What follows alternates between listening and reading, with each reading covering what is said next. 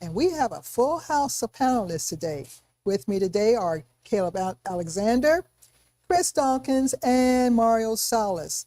So our topic today are going to be about sports heroes. We're going to talk about Muhammad Ali, Serena Williams, and Jesse Owens. Jesse Owens, yeah. So Mario, I'm going to have you lead off the discussion on this. Okay, well, I'll be glad to do that. And of course, we've been talking about these cards, this deck of cards, and the deck of cards are important. We've got the Ace of Hearts, and guess who that might be? It's Muhammad Ali. Wow. I tried to rhyme that. Guess who that might be? Muhammad Ali. And there's a nice card picture of him. Gosh, he inspired generations of people back in the 1960s by taking political stances and becoming quite controversial. I remember when he was a boxer, obviously, and he changed his name. People got mad. Some people got mad that he changed his name. And he beat the living heck out of some guy. George Savallo. Yeah, didn't accept his name change. And in that fight, he kept telling him, "What's my name?" Right, right. So, and he had all these great poems that he had, and some of them I've kind of half memorized. I've wrestled with an alligator. I've tussled with a whale. Who knows the rest of it? I don't. I'm so mean I threw lightning in jail. So, but he was also known for his political work, and political work included in Houston, Texas, where he was drafted, by the way. There's every now and then when they do a tour of the black community in Houston, they'll take you by the draft board where he refused to be inducted. And he didn't go to Canada, he didn't run away. He just simply said, if you have to throw me in jail, well, that's what you got to do. But I know what I got to do. I'm not going to fight your dirty little war. And he often got into it with reporters by telling them, why don't you go fight that war? No Vietnamese ever called me the N-word. Right. Very famous quote.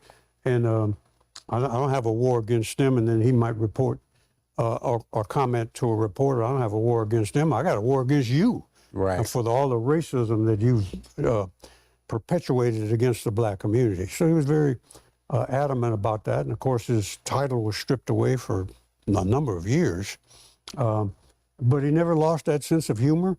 He never lost that sense of being awoke and being aware of what was going on in the community. And let me say this one thing, but hold your point, don't lose it.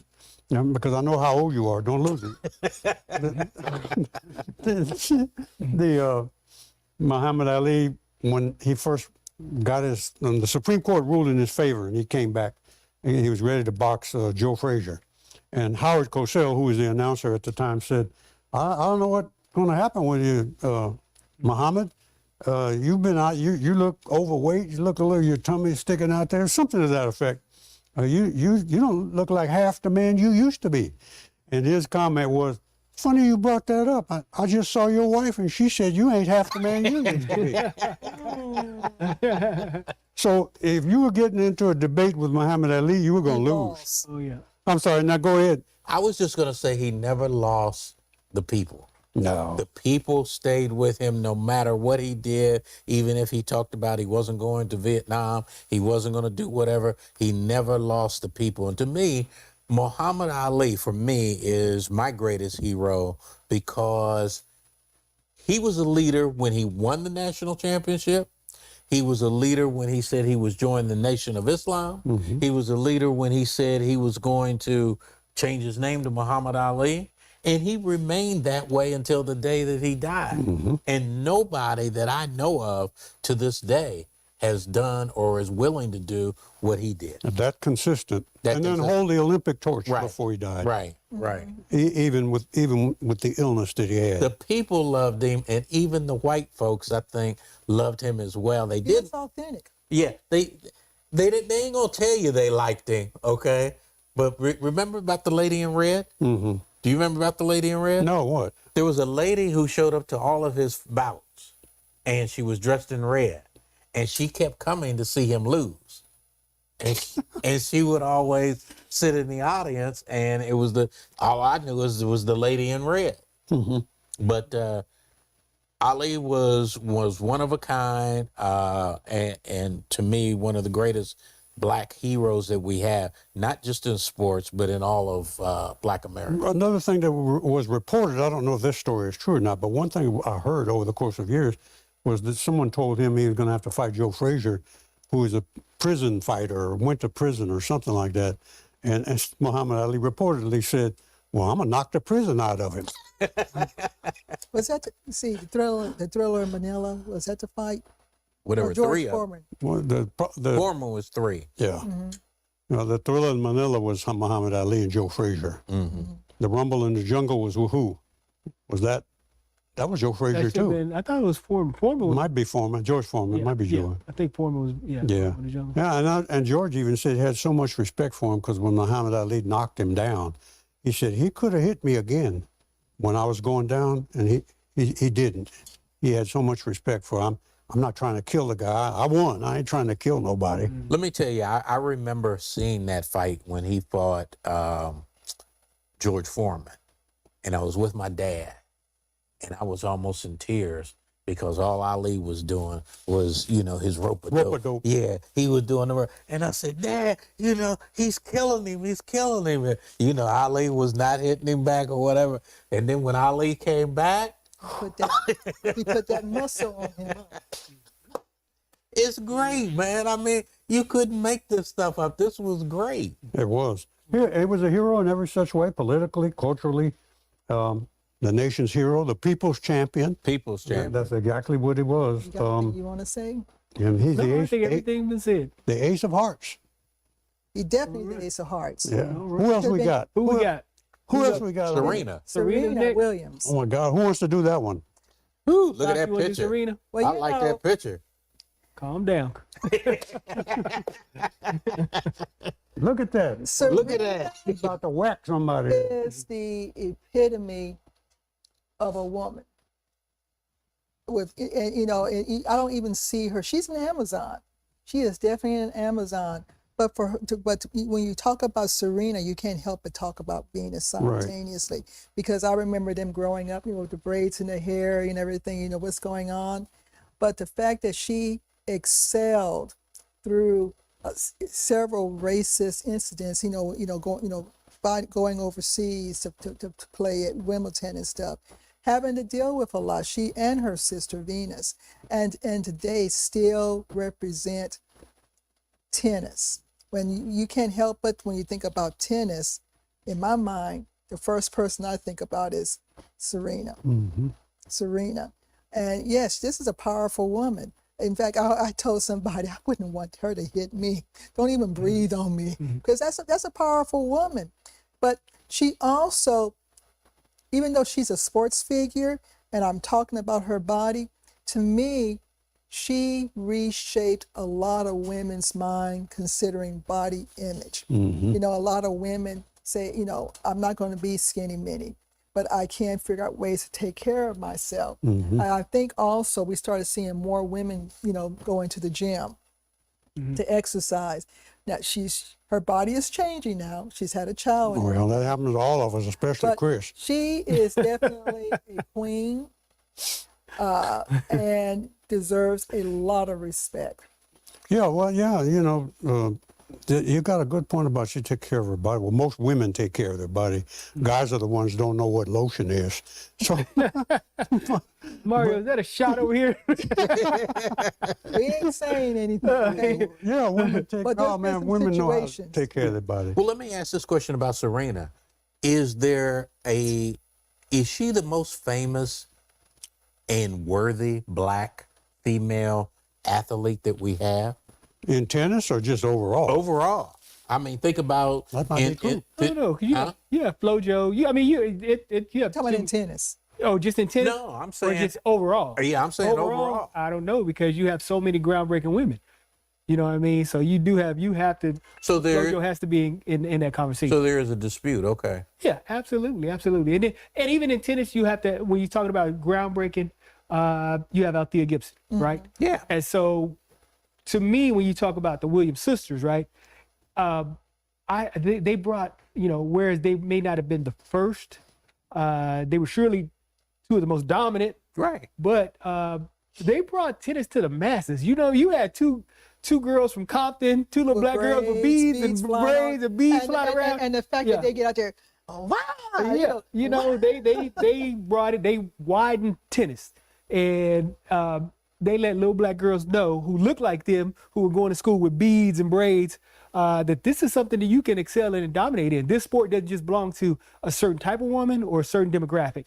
And so they opened the sport up for a lot of people. Well, the reason why I ask is because, in contrast to the Muhammad Ali that we talked about, he's undisputed from a standpoint of public opinion. Okay? Of what? Of the greatest black boxer or black male athlete overall? I think I would just leave it as just the greatest. Okay? I would leave it at that. Okay. In several different categories. In several different categories. But when you talk about Serena, and the reason why I asked the question is because if you mentioned some other folks that might be either as great or whatever, so there's a dispute there whether or not she is or is not. But when you compare that to Muhammad Ali, I don't think there is any dispute. Well, he is the You got a GOAT. legion of Jordan fans who would disagree with you. I think that Gibson, Thea Gibson, right? She was a foundation, Right. okay? But Serena and Venus, as you said, they put tennis out there to where they made tennis more accessible. I don't know. We've got Serena and Venus. Will we have Coco Gauff? Will we have Taylor Thompson now? Right. You know, and also, again, body image.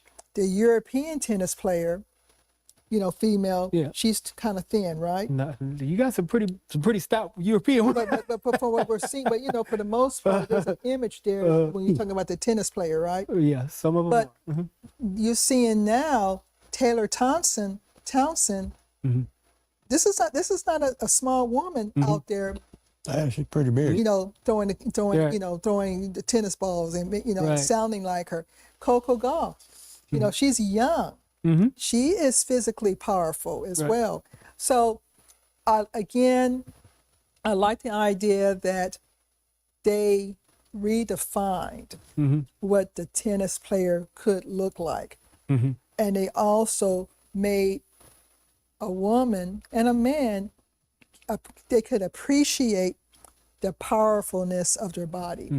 Yeah, and I agree with you about them were examples for the other black women tennis players because they stood up to people that were wrong too. And then we see Coco Gauff and Townsend stand up to racism on the court and off the court. So I think you see that continuity between what Serena and her sister established carry on.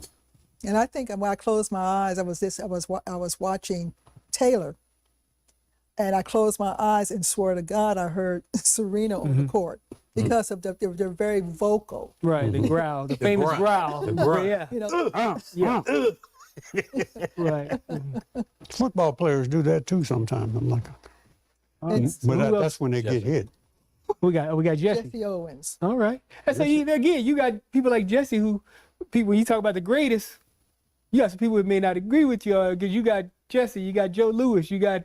Well, see, the thing that goes to me, and I hate to go back to this Ali thing, but the thing when you talk about the greatest, this is a guy who stood up for black people, period, okay? And whether the time wasn't right for the Jesse Owens to do the same, he made a statement because when he went to the Berlin Olympics and what he did to Hitler and different things like that, that was one example. But when he came back, he's from my hometown. Okay, he couldn't even go to the restaurants or the different things that needed to be gone to. So they didn't give him the type of homecoming, even the people, in my opinion, as they gave to somebody like a Muhammad Ali. Yeah, I know, and I understand that, but considerable gap in period. You know what I mean? And so you had Jesse doing this. Way before Muhammad and shattering those racial stereotypes. Correct. And to that was groundbreaking. Correct. To be able to go march into Nazi Germany and destroy this Aryan superiority No myth. question about it. Make Hitler look like a fool. Yeah, No question you know, about it. So I mean yeah, and then of course you have Joe Louis and Max Schmeling. You know what I mean? And so you have some groundbreaking athletes that came along prior to Muhammad that really challenged I think systems. when we think about Jesse Owens and even the other black athletes in other disciplines, it was almost the period where we were seeing we can participate in this discipline as well and do it not only as good as you, but possibly, better than you. And so we always joke that now we're seeing all these black athletes in these different disciplines, and they're winning. You got this brother, this young brother who's an ice skater, and I cannot wait to see whether or not he's gonna go ahead and pick him up for the Olympics because this brother is powerful. We're seeing what was the French ice skater that did a backflip multiple times to where she did it so perfect they made it illegal.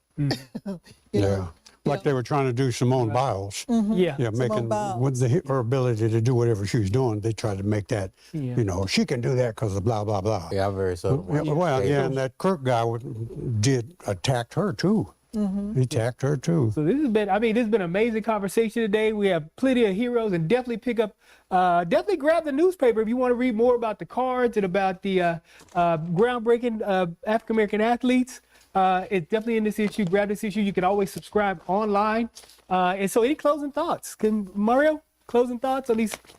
Yeah, athletes? just real quick, you can pick these up anywhere. They're really great stories in there. And I just wanted to say one quick thing because we didn't be able to do that. Jack Johnson, the first black heavyweight champion in the world, 1910, he didn't get that homecoming either. But guess where he did get that homecoming? In Mexico City. They had a warrant for his arrest because he had a white girlfriend. Right. And he was just like Muhammad Ali. He would, outside the ring, he would say, I got a white girlfriend, so what? What are you going to do about it?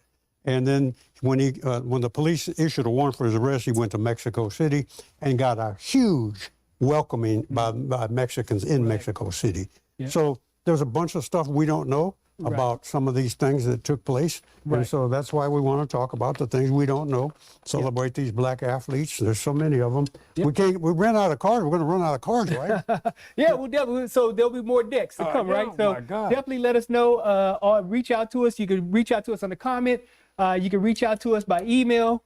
Let us know who else you want to see on our cards, because there'll be more decks to come. And so, Chris, Sharon, any closing? Now I'm gonna let you take it out. You want to take me out? Let me take it out? take it All right. Well, again, this has been Contemporary Black Voices. We've definitely enjoyed you. Next week coming up, we have scientists, African-American scientists and inventors next week, or comedians. We have African-American comedians coming up next week. So definitely stay tuned for next week's show. And again, this has been Contemporary Black Voices. We thank you for joining us today. Ain't nobody greater than that, man. Mojo can handle it. Mojo can handle it. Taco time.